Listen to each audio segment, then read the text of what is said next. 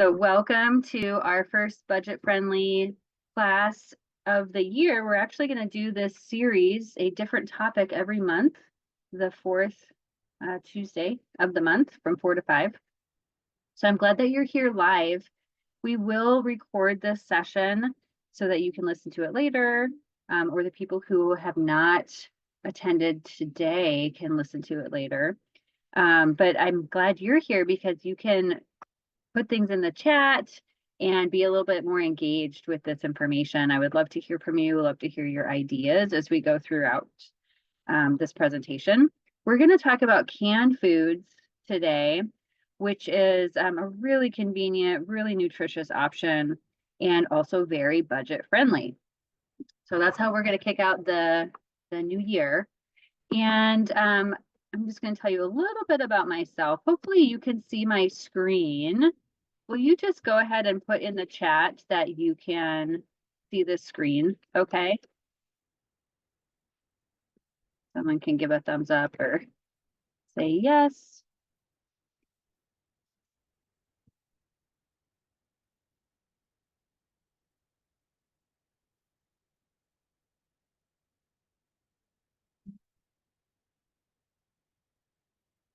That is disabled. Okay. Let's get you guys able to chat.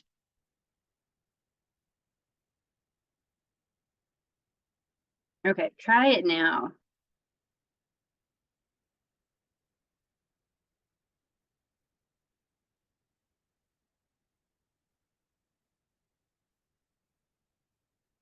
Everyone should be able to chat at this point.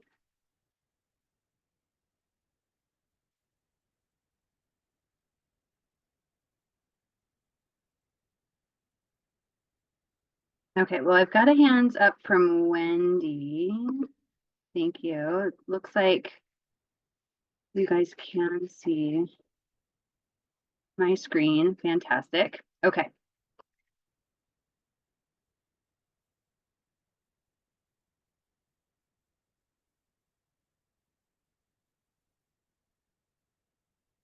Ready.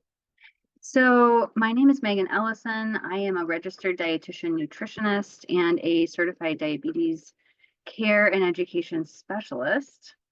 And nutrition and diabetes, and then also gut health are my specialties.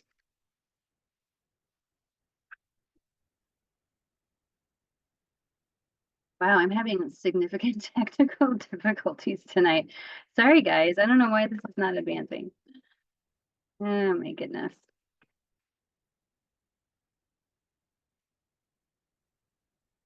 I'm going to stop share and redo this. See if we can get it to go.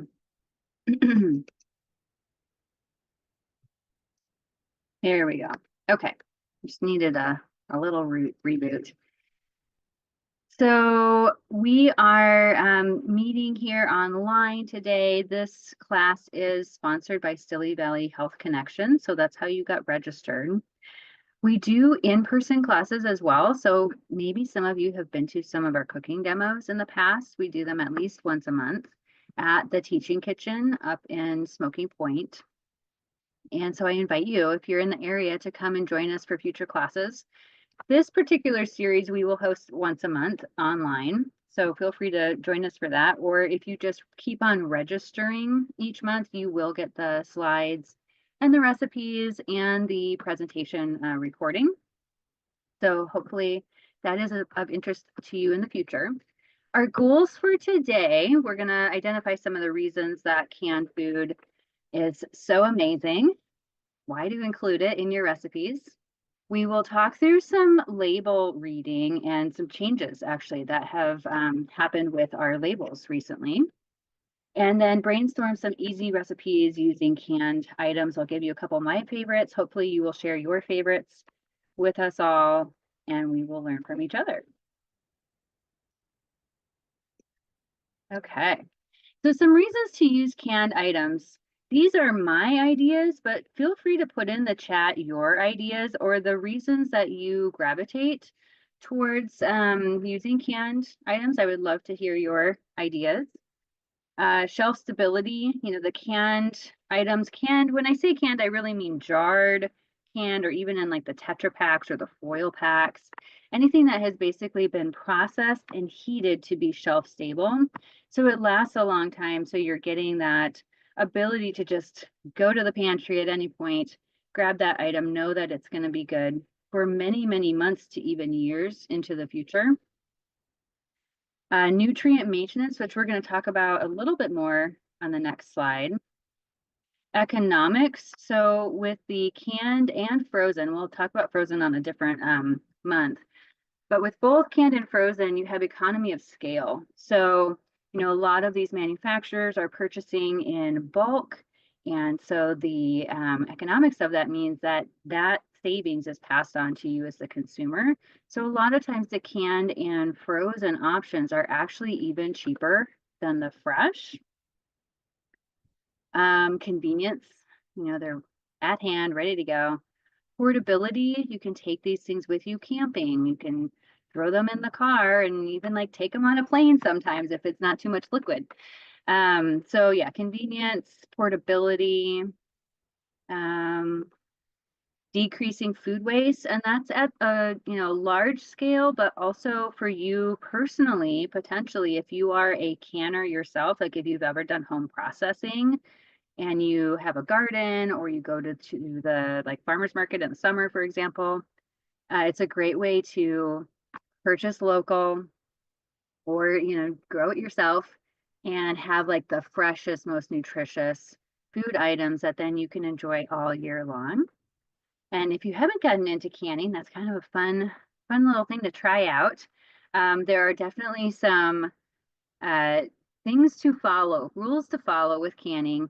But if you go to like ball canning, for example, they have a lot of tips. The USDA also has a lot of tips on how to do that safe and from a food safety sense, keep you safe so you're not poisoning yourself. Foodborne illness, poisoning. Okay, taking advantage of the harvest season, which can also basically combine with better economics. And then a lot of our cans and jars are recyclable. And then for some of my patients, for example, altering the texture of the foods is actually very desired. So if you think about like baby foods that are soft, or for some of my patients who need like a soft diet, having soft vegetables or soft meats are really important for their chewing and swallowing. So the canning or like any sort of cooking and processing does alter the texture of the foods. Sometimes people don't like that if it's a little more mushy, but for some people it's really important. And then pre-cooked options where you're literally spending less time in the kitchen. So that's a great option as well. Erica says, stock up when the item is on sale at the store. Exactly. So you can stock up, it'll stay in the pantry and stay good for, the future, which is great because then you can basically save on your total dollars for food costs overall. Okie dokie. Great. So what about the nutrients? And this is the concern, like the question I always get from my patients is, if it's in a can or if it's in water, what is happening to those nutrients? So first of all, we want to just think about like, when are those like produce items? Like when are the fruit and vegetables picked? They're usually picked at peak ripeness. So compared to fresh items, which are often picked early and then like shipped, these like your corn and your tomatoes are picked at peak ripeness and immediately processed. So they're either like flash frozen or processed to be in a can or a jar. And they maintain those nutrients once they're processed. So the canning preserves all of your macronutrients, basically your carbs, proteins, and fats. And included in the carbs is the fiber. So the fiber's still there, it's not going anywhere. And then also your fat soluble vitamins, which are fat soluble, so they're in the fat, and most of the minerals. I will say you get a little bit of losses with like potassium, for example, but it's not very much. And if you're using that water, you're using that liquid, like let's say you use the liquid of the can of beans to put into a soup, and you're not draining it, then you're maintaining all that nutrition, which is great.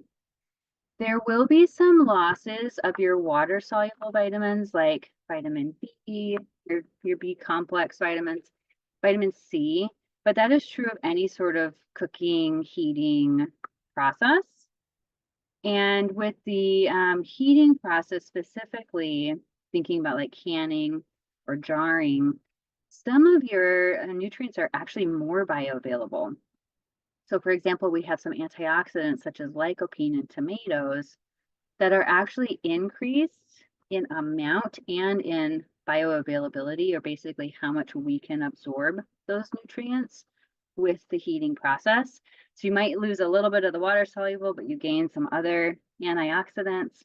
So don't worry about the nutrient content of those foods, because they're still super nutritious. And actually, when we look at healthy eating index scores, like people, when we look at big populations and what people are eating, we see that people who include canned items in their regular intake have more micronutrients, have more vitamins and minerals in their overall dietary intake. So it's a good indicator that it is doing something for us. Okay, so here's some of the ones that come to mind. Shelf-stable proteins are great because they don't need to be cooked, don't need to be processed. They're ready to go. So things like our tuna and salmon and sardines. I will add to this list, it's not on here, but I really love the little smoked trout at Trader Joe's. I don't know if you guys have seen those little tins. They're so delicious.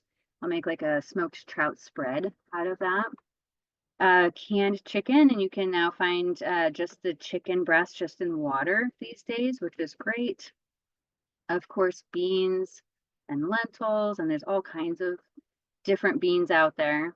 And then even like your jarred peanut butters, almond butters, other nut and seed butters are great shelf-stable proteins. Of course, once you open them, if they're in a can like this, they're all, they need to be refrigerated, so they're all potentially spoilable. The peanut butter and almond butter will last a while, but I will say that those also have quite a bit of oil in them. So if you have like a really old jar, smell it first before you use it, because those oils can go rancid over time. So it is actually best to keep your peanut butter in the fridge if you're not going through it very quickly. And that's true of all your nuts and your seeds. Any other proteins that you guys are using that are shelf stable?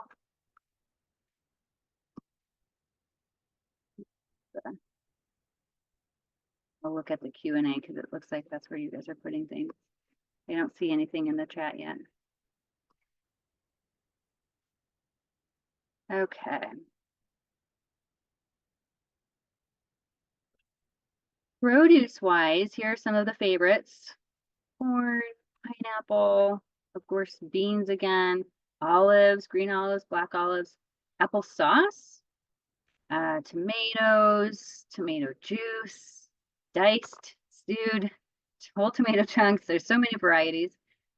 Green beans, pickles, green peas. I think these are peaches, like home canned peaches. Some of my favorites.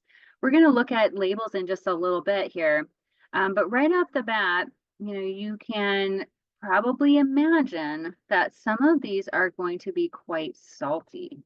So for example, like, the pickles and the olives, how they are made is with a brining process. So expect that to, contain quite a bit of sodium. You're not probably going to drink the pickle juice. Maybe you do, if you really need that sodium for some reason. But most people don't. Most people need to limit their salt intake. But with these other things like the canned beans, for example, and even like the green beans, you can find these products now with low or even no salt added. And we're going to look at some labels in a little bit. And similar to that with your fruit, you can now find the canned fruit where it's just in its own juice, or it's like 100% water and it doesn't have the added sugar in it. So when you look at the label, like the back of this on the label in the ingredients section, it should just say pineapple, pineapple and water, for example, or pineapple and 100% pineapple juice versus pineapple and corn syrup and cane sugar or whatever other sweetener they would put in there. Because some of that salt and sugar does actually get into the flesh of the product, and it is a preservative. Both sugar and salt are preservatives. So it is a technique for preserving your produce. But nowadays, with how good our manufacturing and processing is, where we can get these cans and jars up to really, really high heat to kill off the bacteria, we actually don't need that salt and sugar anymore. So you can buy the low salt or even the no salt added and still be super safe from a food safety sense. And then you're getting more of what you want nutrition wise and like whole food wise without the additives. Okay. Any favorites that I'm missing in produce here that you guys have in your pantry on a regular basis?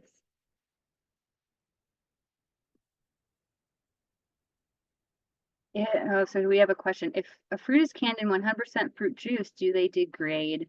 Do they degrade faster? No. So actually with the 100% fruit juice, you would actually have some natural sugars there. So that is still a preservative that's in there. And again, it's, heated to a high temperature. So you're good to go. One of the things I will mention though, looking at these types of cans versus jars. So one of the reasons we use cans is to block out the light because the light can cause some oxidation over time. So for example, you wouldn't keep your jar of peaches that you just spent a ton of time canning, it's a lot of work in the kitchen. You wouldn't keep them out on the counter. You would have them in a dark place because sun can cause some degradation of that product. And that's, partly why we use cans that are aluminum, also because it's cheap and it's recyclable and we can use it over and over again. But yeah, do be careful about sunlight, even with things like your oils, for example. If you're keeping an oil on the counter, it's going to go bad a lot faster than if it's in a cool, dark cupboard. Okay. And then I actually use a lot of shelf-stable meals. So for example, vegetable soups like a minestrone or like a chicken soup, like a noodle or chicken and rice. Clam chowder is lovely to have in a can, especially this time of year. The deal with soups though, is they tend to be really high in salt. So there's a couple strategies with this. One is you can just look for the lower sodium options, and then you can even season to taste. Like let's say it's a little too bland for your liking, you can always add more herbs. You can add even a little bit of salt if you need to at the very end, but at least you're starting out with a lower amount to begin with. And then another thing I will often do is I will make this go further. So for example, with the chicken soup, I will add a can of the chicken breast to it. I might add some frozen vegetables or even some canned vegetables to it. Like if I'm down to one can, I'm trying to split that between my husband and I. Just make it go further with some other things that are in the pantry, or maybe you add some beans to it. Like with a vegetable soup, I would add beans to add some plant-based protein in there. Just bump it up with garbanzos or kidney or black beans. With the clam chowder, I would probably just do a little bit of fresh, like some fresh celery, some fresh parsley, things like that to kind of bump it up. And then you're also, when you're making it go farther, you're also lowering that sodium per serving, right? So if you have a can of really high salt chicken soup in your pantry, you can basically just like make it go a little farther, and then how that sodium is distributed is less per serving. Okay, here's some other options. Nowadays we have these tuna packets that are little individual packets, and they're just under 3 ounces. So they're just the right amount of protein for a meal when you pair it with crackers, because the crackers will have a little bit of protein. And they're already seasoned, which is so nice. There's so many varieties. Like this one's a lemon pepper. but you can find these in the grocery store, and there's, you know, little boxes like in a row with the options, and then you can throw that in a work desk drawer, you can throw it in a backpack, you can throw it in a like a to-go lunchbox where it's just like a backup for your, you know, other meals, or if you're running late and you don't pack a lunch. So those are really handy. And then you would just pair some crackers or pair your celery sticks or carrot sticks or whatever sounds good with that, or throw it in a sandwich or throw it in a wrap. Super easy. All right, we have some comments here. Are canned goods that I bought at Dollar Tree lower quality or last a shorter time than those from a typical grocery? No, in fact, a lot of times it is the same stuff, or it's manufactured in the same place. So you really don't have to worry about that. And we are going to look at dates in a little bit, like what those use by, sell by dates mean. Because sometimes, like when you go to Dollar Tree, or if you go to like Grocery Outlet, which I love Grocery Outlet for finding deals, sometimes it's a little sooner to those sell by dates or use by dates. So we'll talk about that. What if you're allergic to preservatives in the cans? So if you know that, then I would go with the jars instead. So just skip the cans altogether. This one is my favorite to have around, these seeds of change packets and the little Madras lentils. Costco has these now, so you can get them in like a 6-pack. These are great because it's whole grain, so it's like quinoa and brown rice already pre-seasoned, and then lentils already pre-seasoned, shelf stable. So what I will do is I just keep these in the office here, and if I like have forgotten to pack a lunch, or like I ate all of dinner last night and didn't leave leftovers, then I will basically combine like half and half, like a half a packet of this quinoa rice packet and a half a packet of the lentils.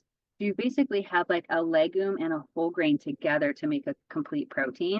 And that is so satisfying, very filling. And then I'll have the other halves, I'll just save in the fridge for a future lunch.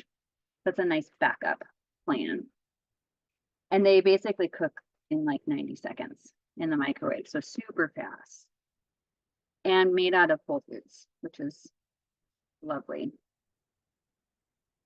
Okay. Shelf-stable fluids. So we have lots and lots of options nowadays. I do want to point out with our broth options that you can now find the bone broth in the grocery store. And bone broth has about 9 grams of protein per cup compared to a typical, like normal stock or broth, that's like 1. So it's like 9 times higher in protein. So if you're trying to get more protein in your life, that is an easy way to go, especially if you're doing like more soups in the winter, for example, and you don't want to add like a ton of chicken or a ton of beans, and you still want it to be kind of like soupy. I would use the bone broth because then it's just in the liquid already.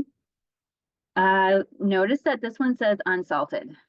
So you can find the unsalted broth, because that's the deal with broth these days, is like it's so high in salt that you really want to start with an unsalted or low sodium to begin with, because once you cook that down, if you start with a regular, it could be even more like concentrated in there, and then all of a sudden you've got a lot of salt. So careful with that. Of course, we have a lot of milk alternatives, and even like regular milk that's shelf stable because it's been ultra pasteurized. Do look for the addition of your calcium, especially if you're buying like soy or almond or coconut or oat, or, you know, whatever milk alternative you're using. Do just double check it, because not all of them have the added calcium, but you want to make sure that you are getting plenty of calcium if you're taking out the dairy in your life to replace it with these non-milk options. And then you keep this in the fridge once it's open. Of course, we've got lots of sparkling water options. This LaCroix peach pear is one of my favorites. And the nice thing with this is it is super hydrating. It's basically just water, a little natural essence, and then carbonation. So it's just CO2 put in there. And the carbonic acid is actually a weak acid. So don't worry about this affecting like your tooth enamel if you're just having, you know, a few of these a day. Now, if you were like bathing your teeth in a dark cola, whether it's regular or diet, that has phosphoric acid and citric acid, plus the carbonic acid, like multiple acids, that's where we start seeing people have issues with tooth enamel, but not just from the sparkling waters by themselves. So don't worry about that. And these are other options that are actually individual portions. So like the little milks that come in one cup or 8-ounce portions, the little fruit juices, the little V8. I will say the V8 tends to be pretty salty. So if you can find the reduced sodium, they do have a reduced sodium option. That's a nice way to go. Oh, okay, let's check the Q&A here really quick. Difference between regular beef broth and beef bone broth. Yeah, so the biggest difference is the protein and mineral content because it has been cooked longer, and it's a process for that whole gelatin and collagen unraveling to happen.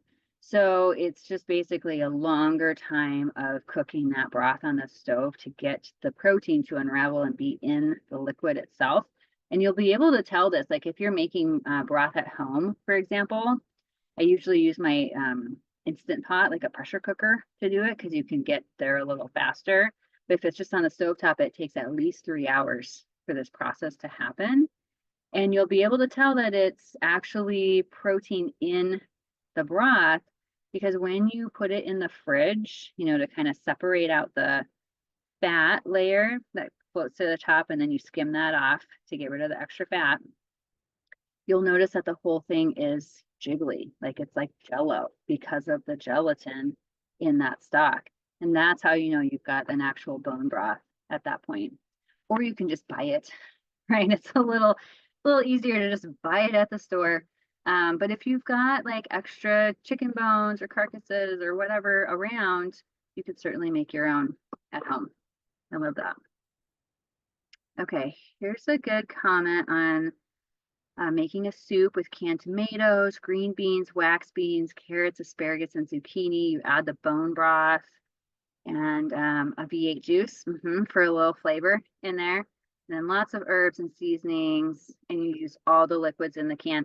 I love that recipe, Wendy. That is fantastic because you're using the whole thing, and it really is a pantry recipe where you know you can go and you can just put it together really quickly because you've got those things on hand. That's great. Okay. Is there a difference between broth and stock? That is like there's like a culinary difference.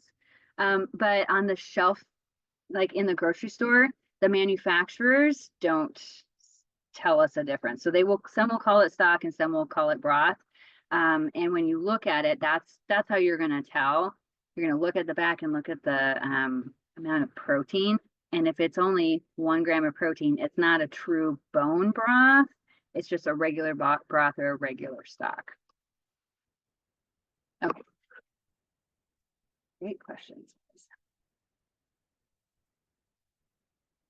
I keep these little milks. We actually use regular milk in our house, but we keep the little shelf-stable milks on hand.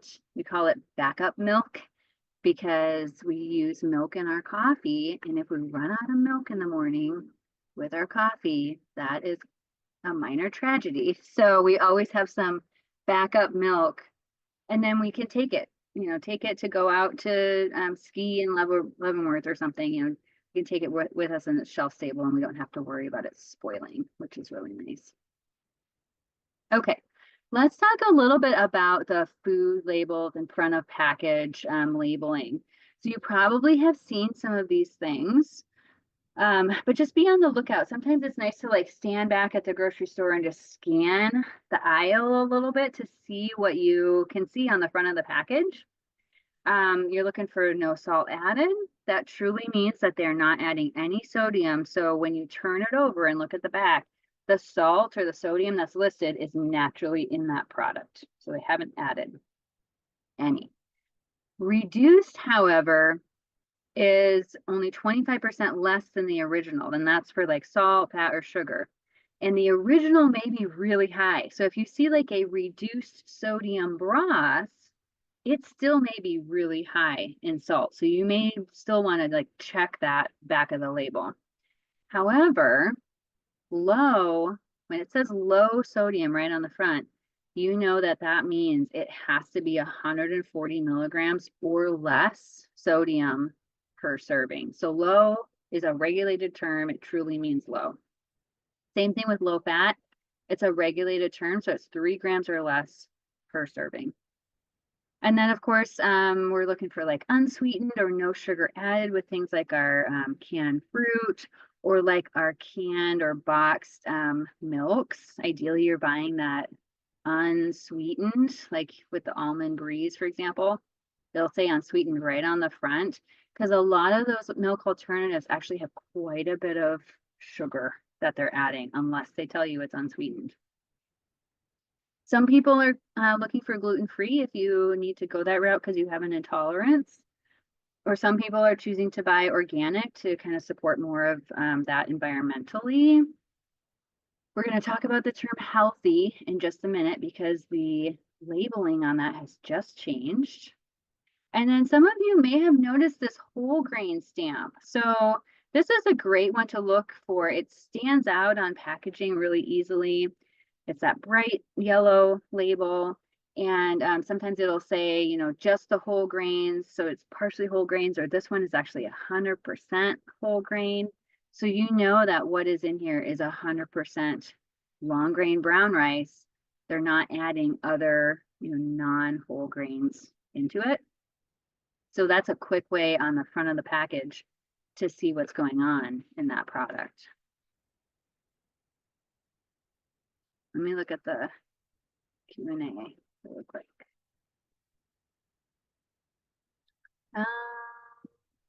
Yeah, so we're in the Q&A task. I see that you're not seeing anybody's questions, but we're in Q&A. Maybe you guys can't see them, but I can see them, and I will read them off. Wendy says, I stocked up on canned vegetables when they're on sale, and the pantry is full. That's such a nice feeling when you have a full pantry and you got everything on sale.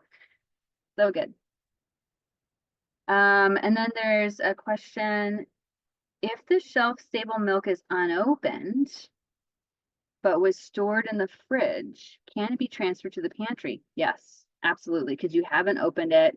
So it doesn't matter that it was cooler. It's been ultra processed, like ultra high heat temperature, pasteurized. So you're good to keep it in the pantry.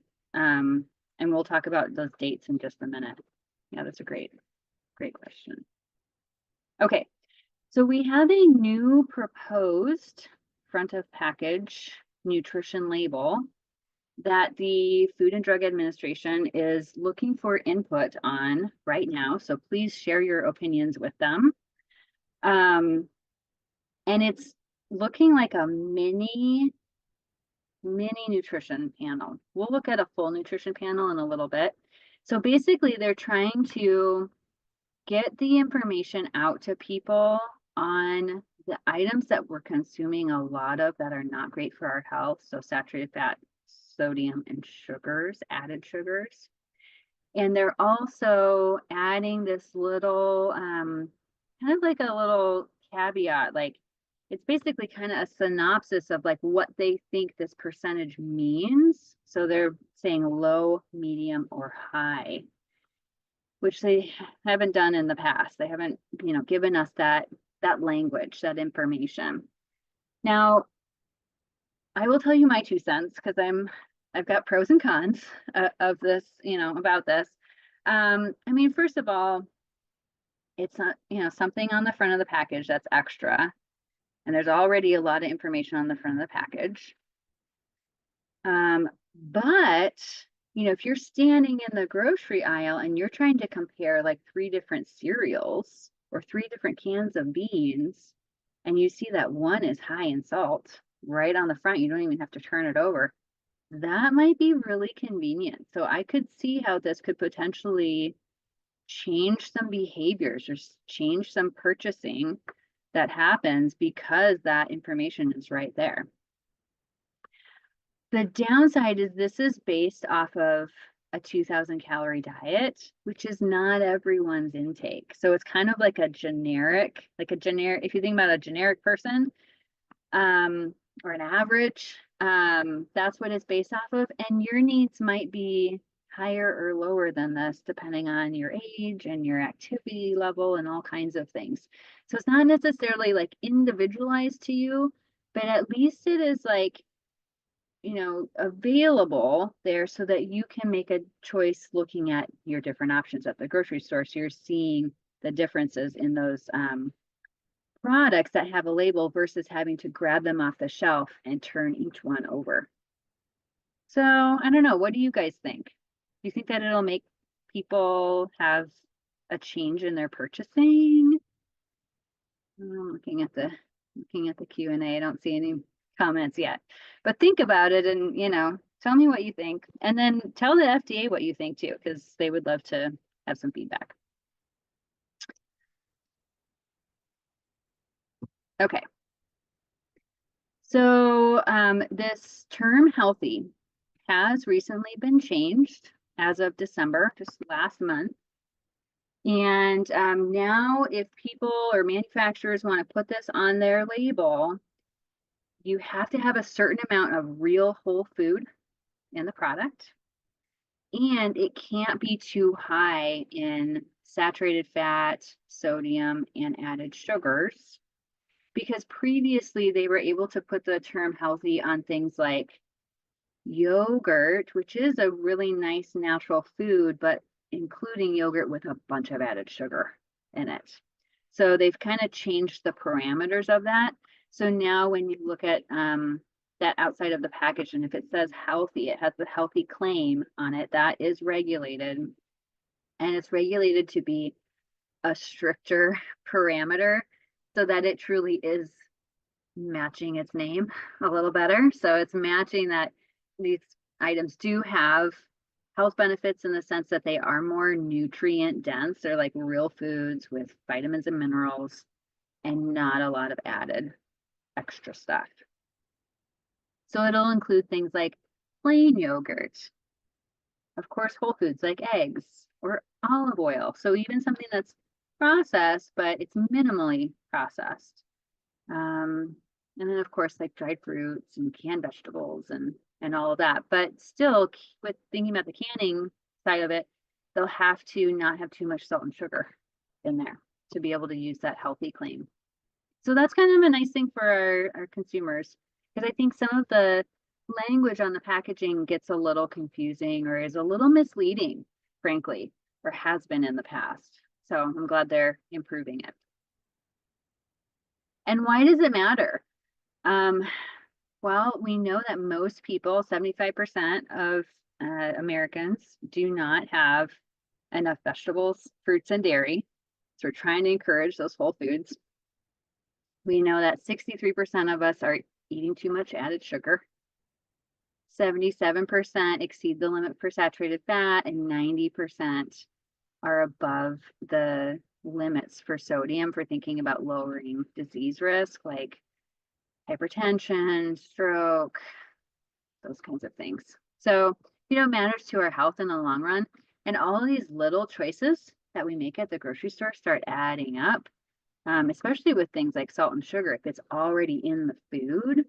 Because when it's already in the food, it's not like on the surface necessarily. Like, for example, the salt in the black beans, it's like really in there. So you can drain it and you can rinse those black beans and get about up to 40% of the sodium from rinsing it, basically reduction from what the label says, but some of that sodium is still going to be in the bean itself, right? And you're actually not going to taste it all that much because it's not on the surface.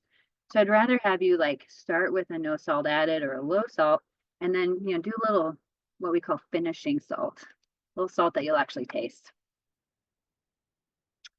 Okay, let's read or look at this label a little bit more on ingredient list.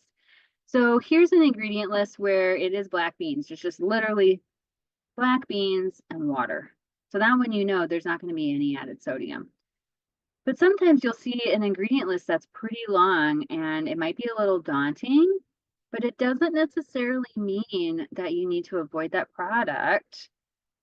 It is good to read through it and hopefully you can understand or know what everything is in there. But even if you don't, you might want to look it up. So for example, this item here, we've got the long grain rice, carrots, green peas, red bell pepper, corn, rice bran oil, baby corn, a little bit of sugar, cane sugar, soy sauce, sea salt, natural flavor. Natural flavor has to come from a natural source. So it's either from like an extract from a fruit or a vegetable or a meat or a bean, like a protein. Yeast extract, garlic powder, onion powder, mixed tocopherol. So you get to the bottom and you're like, ooh, what is this word? And then this is kind of nice that they gave you a little clue as to what it's doing to maintain freshness. Well, tocopherols is just a fancy word for vitamin E. And so if you didn't know that, you might be a little bit concerned about like, what is this ingredient that they're putting in to this food? But they're basically adding vitamin E because it's an antioxidant. It's going to keep it fresher longer. And that's a nice thing for you, for both like the quality of the food, but also we know that we need vitamin E anyway. So, I'm not worried about that. And then we've got sesame oil, turmeric. So this is nice. They're adding turmeric in here for coloring versus like a synthetic coloring, which is kind of a nice touch.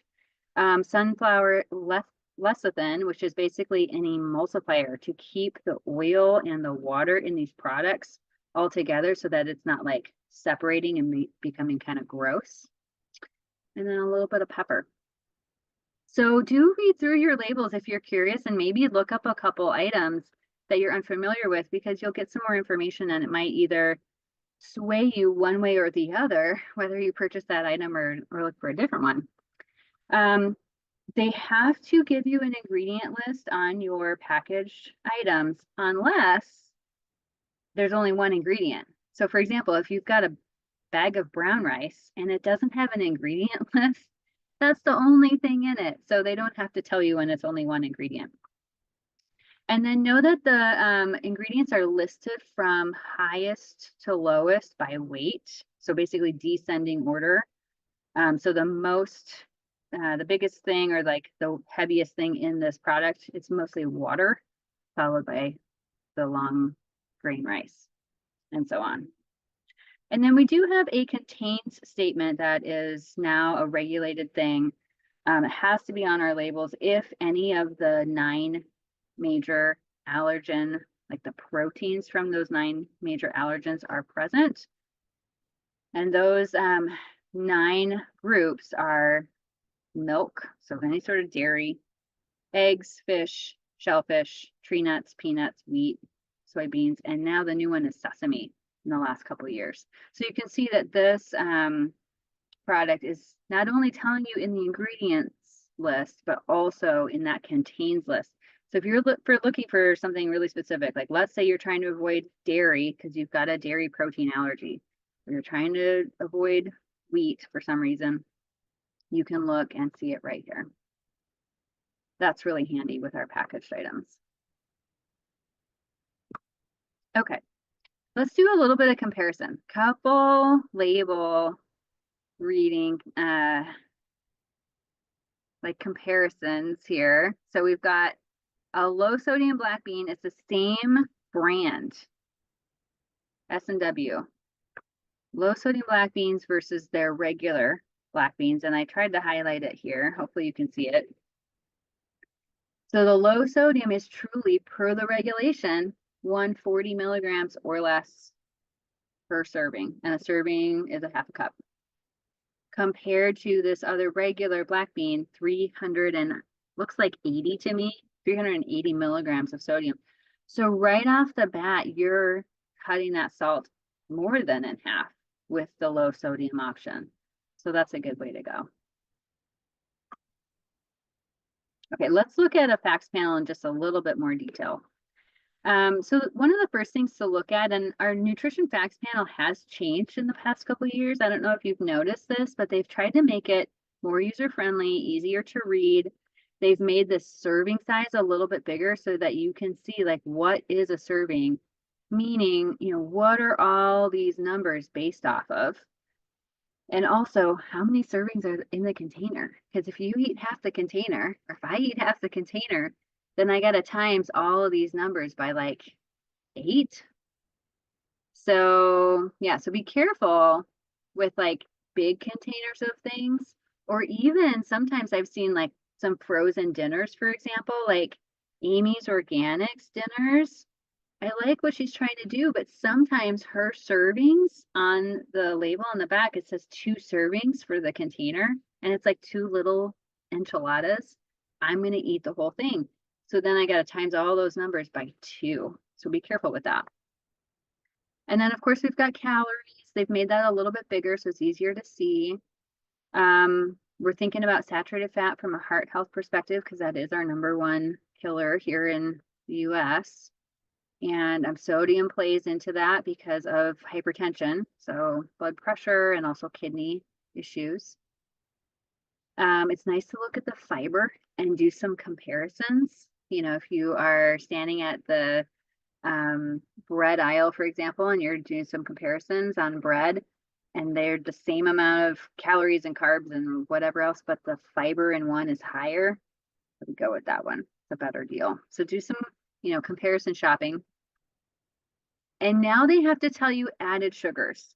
So in the past, they just would tell us total sugars, but we don't know like what's naturally in that product versus what they're adding. So now this added sugars line gives you a little bit more information, which is a nice touch, I think, because then you can really see like, okay, how much has been increased beyond what is normally in this product. Like for example, yogurt that naturally has lactose or milk sugar in it might look high in the sugars, but it's the natural sugar. They might not actually be adding a lot. So when you compare it to the total to the added, you can see that difference. Okay. So what about the date? So we've kind of alluded to this a couple times. So none of the dates on the packages are federally regulated. So there really is no such thing as an expiration date. I know we talk about it like it's an expiration date, but it's really not an expiration date. So there's a couple different terms that you'll see. One is a sell-by date, and that's basically for the information from the manufacturer or the processor to the store. And it's usually on fresh things like milk, poultry, eggs, and meat. Again, it doesn't necessarily mean that it's bad if it's after that sell-by date, but it is an indication that the store needs to like be thinking about moving that product to get it to the consumer, because the consumer is going to keep it in their fridge for a while before they eat it potentially. So it helps the stores with a turnover and with like thinking about like first in, first out or FIFO, where you're trying to get rid of the things that have those dates. It's very helpful so that you're not ending up with products that are super old. So, just from like a organizational management perspective, those dates are really, really important. Use by and best by are kind of interchangeable, and sometimes they'll actually be put together. It'll say like best to use by, they'll just kind of make it a phrase. And it's basically, peak quality. So they're guaranteeing that that product is going to have best flavor or peak quality at that date. So even if you like eat it on that date that's on that package or on that jar or can, it should still be peak quality. Now, is it way less quality the next day? Probably not, right? Like it's a canned or processed item. So we have to use our senses. Actually, we have to use our nose, we have to use our eyes, we have to use our taste buds. Even for things that are, under those dates. Like let's say that you buy milk and the sell-by date is a month from now, but you open it up and it smells bad, you're not going to drink that milk, right? You're not going to go off the date. You're going to go off of your senses. So don't be so concerned about those quote unquote expiration dates, which really aren't indicating that the product is expiring. Just know that they're guaranteeing that quality up until that date. And then after that date, quality may be declining over time. Okay. So especially when you're shopping at like, like the Dollar Tree was mentioned, or grocery outlet, or some places that might be a little more thrifty and save you some money. If the can isn't dented, if it's not like exploding out, it looks intact, it looks good. It should be good for a really, really long time. Okay, let's talk about a few recipes. I'll just share a few recipes with you. And you guys can share some recipes in the Q&A because it looks like the chat is just not working. Share your favorite pantry recipes. I'd love to hear them.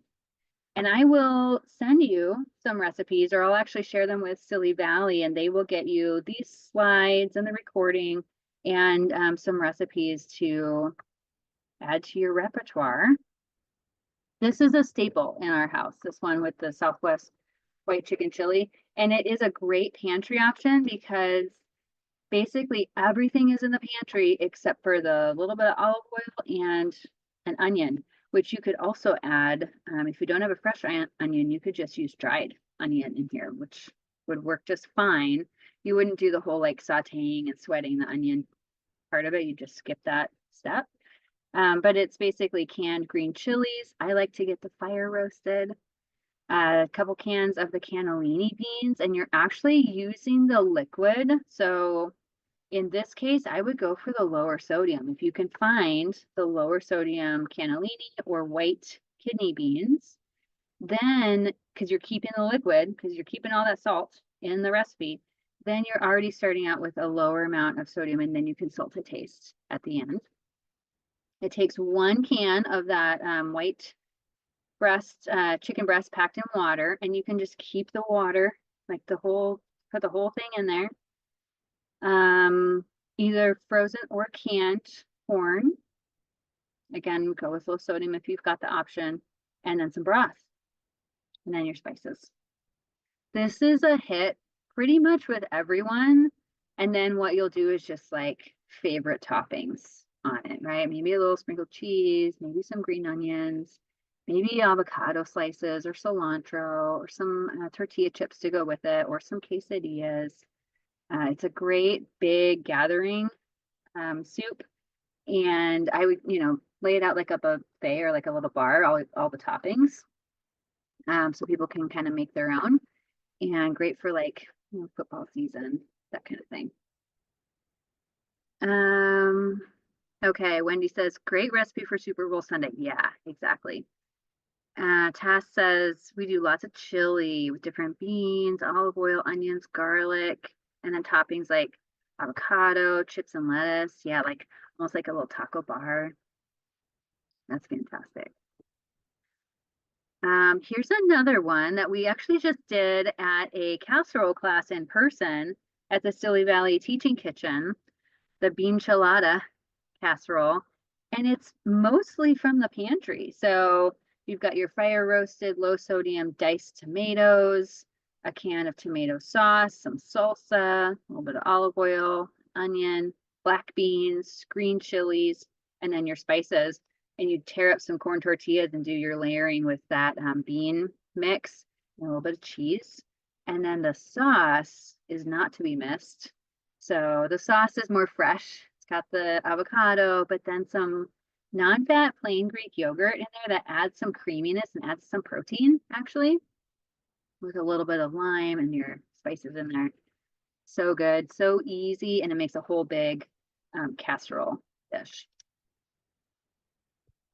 Okay, so some more recipe ideas. I'll send you our overnight oats, which you can use canned fruit for really easily, like peaches or applesauce. I don't know if you guys know shakshuka, but it's like a Mediterranean style breakfast that's with like canned tomatoes and peppers.